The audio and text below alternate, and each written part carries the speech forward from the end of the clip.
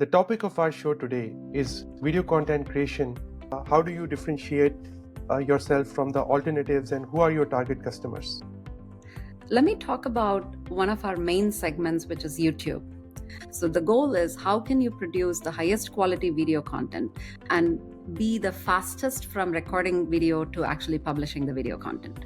So to this end, we focus on three things: bringing richer content for people to include as B-rolls, where people don't have usually the time or the money to go procure all the B-rolls they need for their video content. The second is faster editing. So we would take the entire video and create a 30-second to a 1-minute teaser that goes in the front of the video that maximizes engagement, that creates anticipation.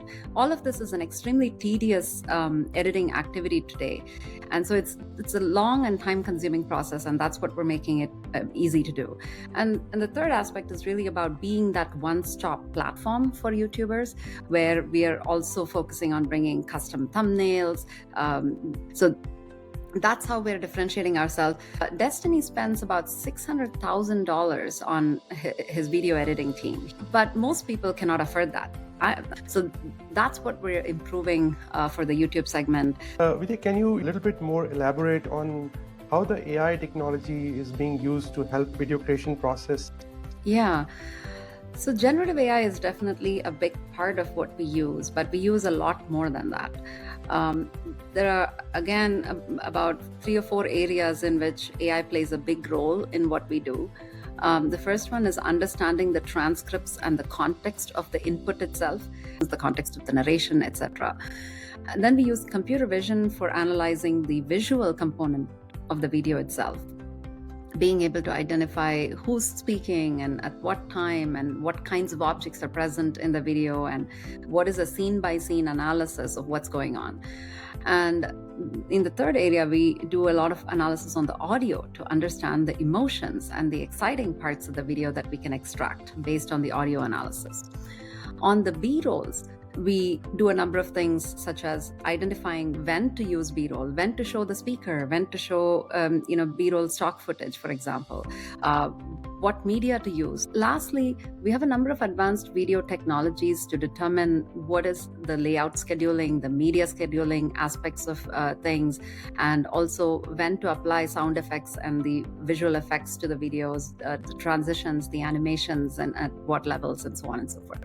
So how can we bridge this gap, from content creation, which can be from gadgets like smartphone and stuff, and producing really high quality video contents in a very easy way? So this middle tier of creators today have to learn fairly complex tools like Adobe Premiere Pro or After Effects and Final Cut and all these tools in order to actually make their video happen, which is an extremely tedious process. So that's the tier of creators for which we are creating our solution.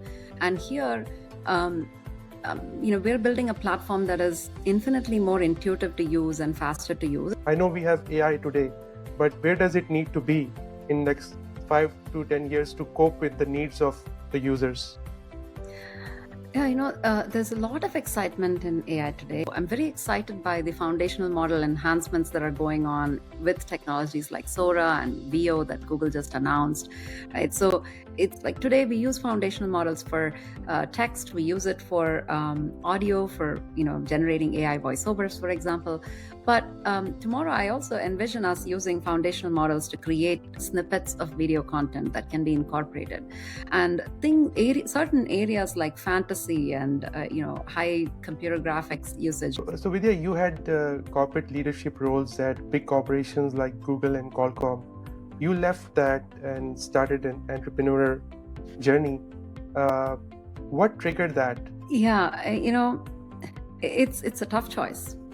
The plans don't have to be right, but they do have to be very detailed in terms of what you're going to do. Every entrepreneurship brings a different set of challenges, and there are always challenges in this path.